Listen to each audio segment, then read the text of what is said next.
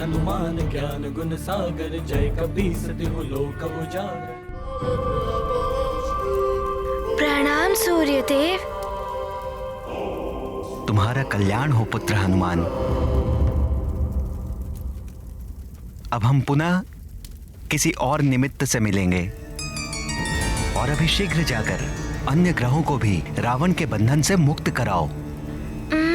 9 ग्रहों में से कितने ग्रह मुक्त हुए? चंद्र, सूर्य, राहु, केतु। अब कहाँ जाऊं? पुत्र तुम शीघ्र ही बुध ग्रह की ओर प्रस्थान करो। सबसे समीप वही पड़ेंगे।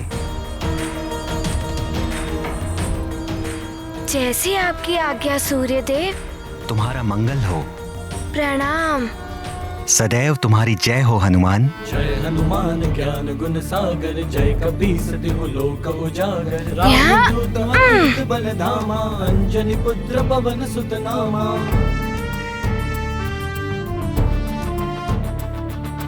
महावीर विक्रम बजरंगी, कुमति निवार सुमति के संगी। नहीं! वो वानर बालक मेरे भाई कुंभकर्ण की ये दुर्दशा नहीं कर सकता, नहीं कर सकता।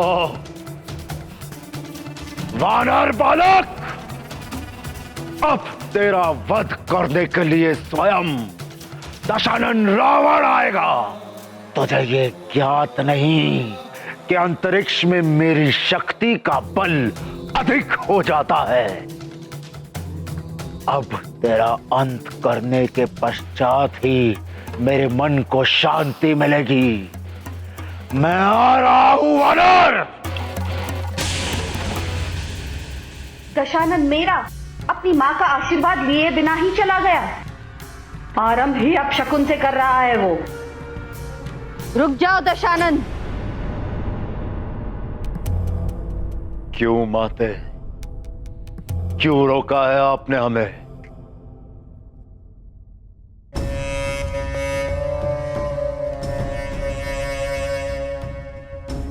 इसलिए दशानन, क्योंकि यह समय युद्ध के लिए उपयुक्त नहीं है। वो सिर उठा रहा है माते, बार बार अपना सिर उठा रहा है। मैं इसी समय उसका अंत कर सकता हूं। दशानन, यदि अंधेरे में तीर चलाओगे तो विफलता ही हाथ लगेगी। अभी ग्रह दशा अनुकूल नहीं है। प्रतीक्षा करो। प्रतीक्षा करो, प्रतीक्षा करो, किंतु कब तक प्रतीक्षा करूं माते? चंद्र की दशा बता रही है, यदि पूर्णिमा तक अन्य ग्रहों की ऐसी ही स्थिति बनी रही तो महाप्रलय निश्चित है। उस समय तुम उस पर आक्रमण करोगे तो सफलता तुम्हारे चरण चूमेगी पुत्र। बस पूर्णिमा तक तुम्हें किसी भी प्रकार उस वानर बालक को उलझाए रखना है, जिससे कि वो बालक पूर्णिमा तक किसी ग्रह की स्थिति न सुधार पाए।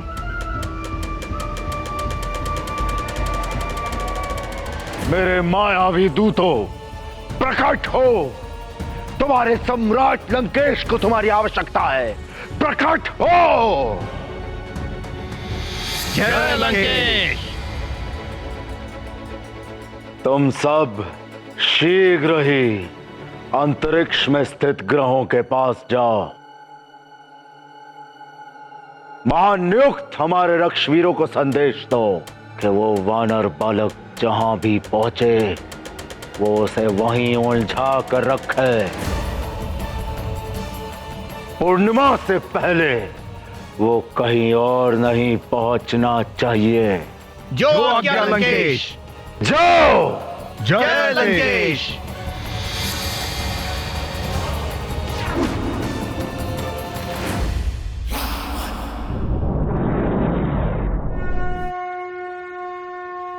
विद्यावान गुणी अति चातुर, राम काज करिबे को आतुर। प्रभु चरित्र सुनिबे को रसिया, राम लखन सीता मन बसिया।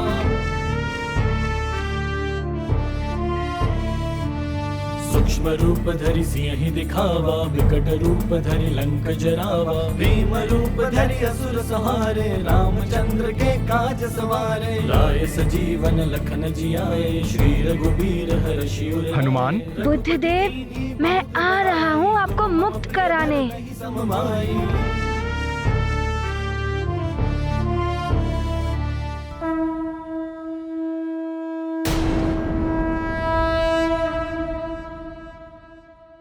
प्रणाम बुद्धदेव। प्रणाम हनुमान जी।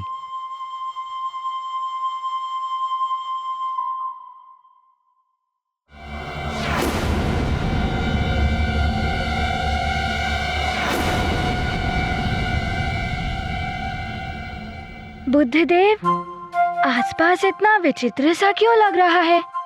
हनुमान, क्या आपको स्मरण है जब एक बार आप सूर्यदेव को निगलने जा रहे थे, तभी आप मुझसे टकरा गए थे और मैं अपने स्थान से पूरी तरह से हिल गया था।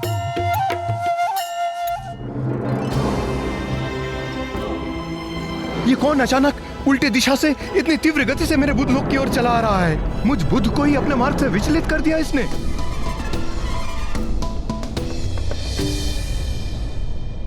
वो तो भूल से हो गया था।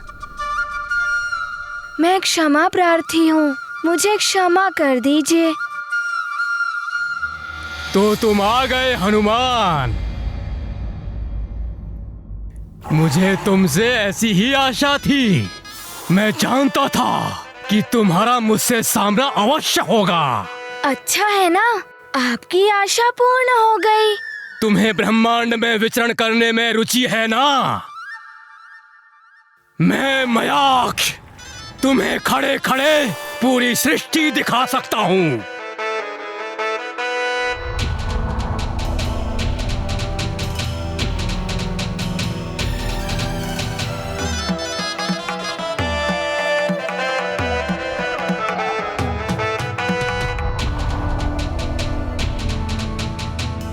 ये आपके नेत्रों को क्या हुआ? आपके नेत्र हैं भी या नहीं? मैंने इन्हीं नेत्रों में सारा संसार बसा रखा है हनुमान।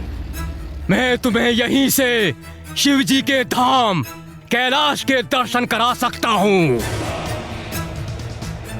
ब्रह्मा जी के धाम ब्रह्मलोक के दर्शन करवाता हूँ।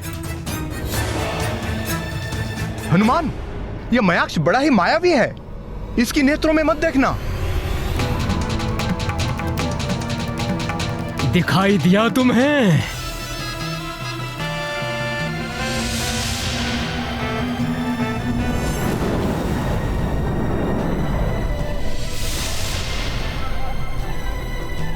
हाँ, मुझे है ना कैलाश पर्वत दिखाई दिया और ब्रह्मा जी के दर्शन भी हो गए। हनुमान, ये क्या कर रहे हो? उसके नेत्रों में मत झांको। वो आपको सम्मोहित करने के लिए ऐसा कह रहा है। तुझसे तो मैं बाद में निपटूंगा बुद्धदेव।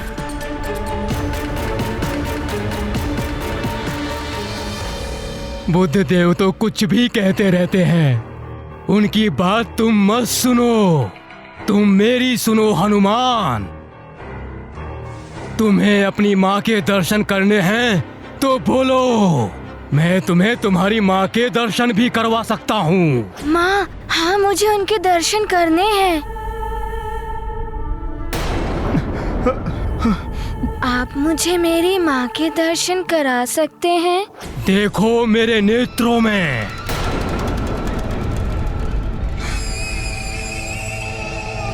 ऐसा मत कीजिए हनुमान। बुद्ध की मत सुनो हनुमान। मेरे नेत्रों में देखो, गहराई तक झांको। मेरे नेत्रों में तुम्हें तुम्हारी माँ दिखाई देगी। हनुमान, मत झांकिए उसकी नेत्रों में। हनुमान, अब मैं जो कह रहा हूँ वही सुनाई देगा तुम्हारे कानों को। सुनो, मात्र सुनो मुझे। तुम्हें स्वर्ग दिखाई दे रहा है? देखो, ऐरावत है वहाँ। अब तुम्हें माँ भी दिखाई देंगी। देखो, तुम्हारी माँ है वहीं कहीं। ढूंढो उन्हें, ढूंढो हनुमान, ढूंढो।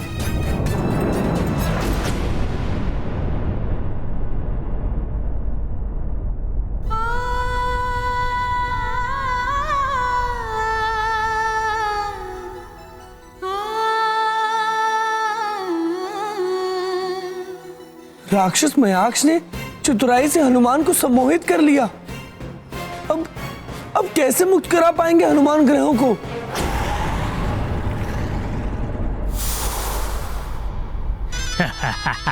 माता के प्रेम ने फंसा ही लिया बालक को।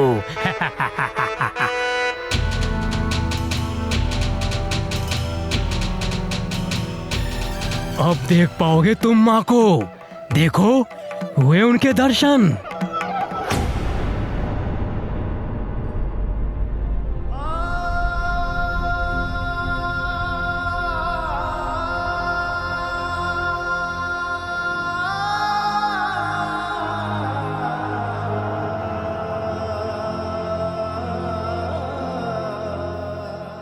ये तो अनर्थ हो गया। इस राक्षस ने हनुमान को अपने उद्देश्य से भटका ही दिया।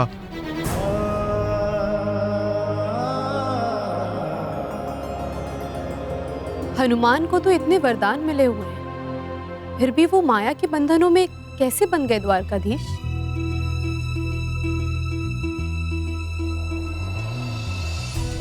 मातृ प्रेम, अपनी माता के लिए प्रेम की वो पवित्र भावना जिसे किसी भी माया या मोह की सीमाओं में नहीं बांधा जा सकता। इसीलिए हनुमान भी इस मातृ प्रेम के सम्मोहन में बंध गए।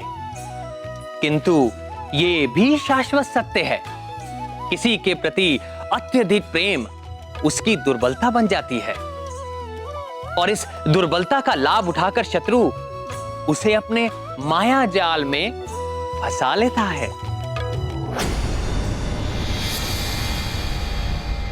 मयाक्ष, लंकेश ने संदेश भिजवाया है। ये वानर बालक पूर्णिमा तक यहां से कहीं और ना जा पाए, जिससे कि महाप्रलय टालने का कोई अवसर ही ना बच पाए। किंतु एक बात ध्यान रहे, ये उनका संदेश ही नहीं, चेतावनी भी है तुम्हारे लिए। चिंता मत करो तुम, अब तो यहां से ये हिल भी नहीं सकता। इस पूर्णिमा तो क्या, अगली पूर्णिमा तक भी ये यहीं खड़ा रहेगा।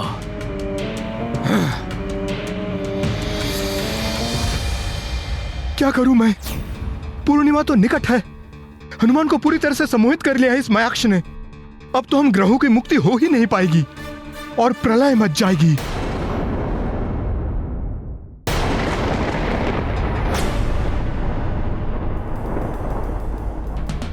पहले यही प्रलय की आंधियां बड़ी अच्छी लगती थी, किंतु अब ये तनिक भी नहीं सुहाती। हनुमान, तुम शीघ्र इन्हें ठीक करके लौट आओ। अंजना,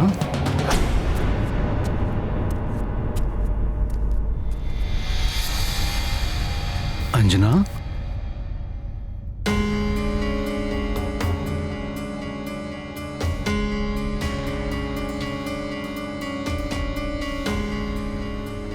अंजना,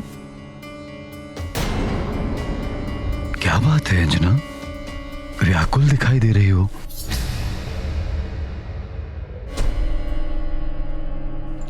नहीं, वो हनुमान की चिंता हो रही है। अभी भी बालक है वो, कहीं कोई उसे उलझा न ले। हनुमान की चिंता तो मुझे भी हो रही है।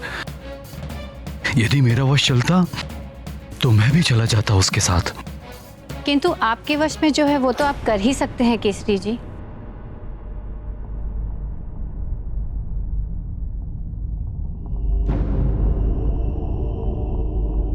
मैं अवश्य करूंगा माँ। आप बताइए मैं क्या कर सकता हूँ यहाँ से? पुत्र केसरी, अंजना, हनुमान और नवग्रहों को हमारी प्रार्थना की शक्ति तो हम दे ही सकते हैं। क्यों ना तुम और केसरी जी मिलकर उन्हें प्रबल करने के लिए यज्ञ करो। आपने उत्तम उपाय सुझाया है। मैं कैसे यज्ञ में बैठ सकती हूँ केसरी जी के साथ? यह अधिकार तो पत्नी का होता है। तुम्हें क्या हुआ पुत्री? तुम अभी भी खिन्न दिखाई दे रही हो। अब नहीं, वो मैं यज्ञ में कैसे बैठ? ओहो, ये मैंने क्या बोल दिया? अब क्या करूं मैं? क्यों? तुम यज्ञ में क्यों नहीं बैठ सकती हो? पति पत्नी ही तो बैठते हैं यज्ञ में।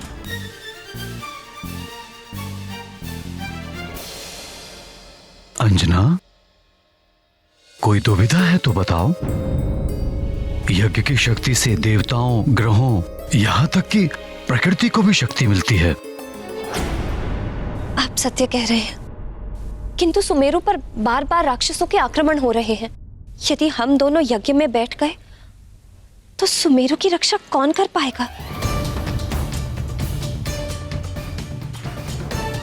हाँ, ऐसी आपदा में हम उन्हें असुरक्षित कैसे छोड़ सकते हैं? मेरे हनुमान की सुरक्षा और ग्रहों की शांति के लिए यज्ञ भी तो आवश्यक है। न जाने कैसी कैसी विपदाओं का सामना कर रहा होगा हमारा हनुमान।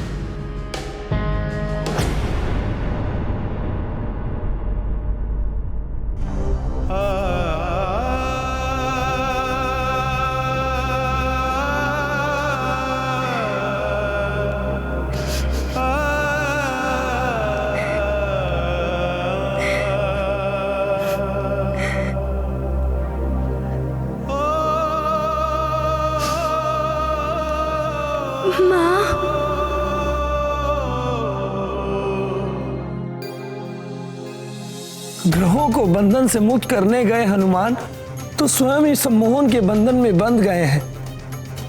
अब प्रलय से जगत को कौन बचाएगा?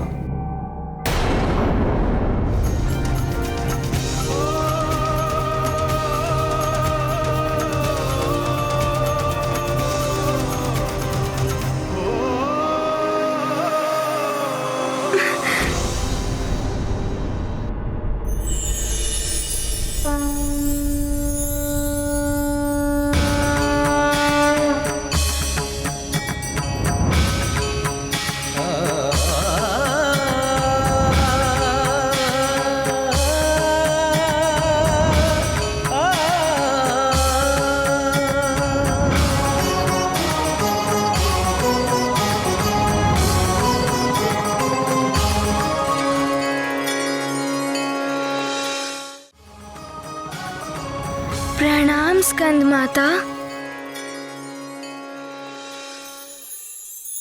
मैं स्कंद माता तुम्हें विमोहन शक्ति का वरदान देती हूँ। अब से तुम्हें कोई भी सम्मोहन शक्ति में नहीं डाल पाएगा।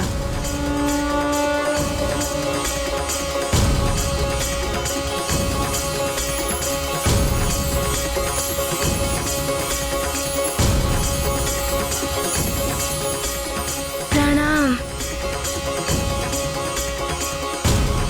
आपको कोटि कोटि धन्यवाद माता। प्रणाम।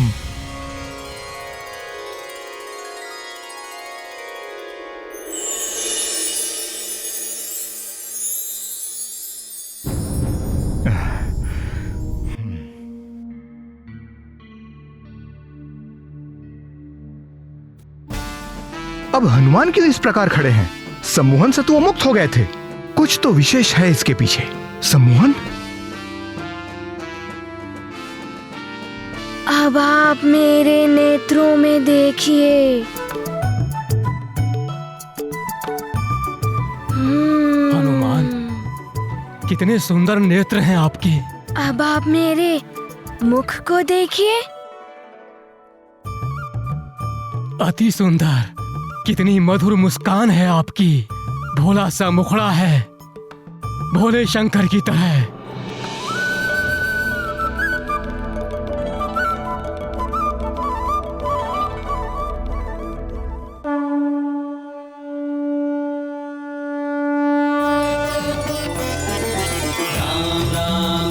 श्री राम राम राम राम राम राम राम श्री राम राम राम राम राम राम राम श्री राम राम राम राम राम राम राम श्री राम राम राम श्री राम श्री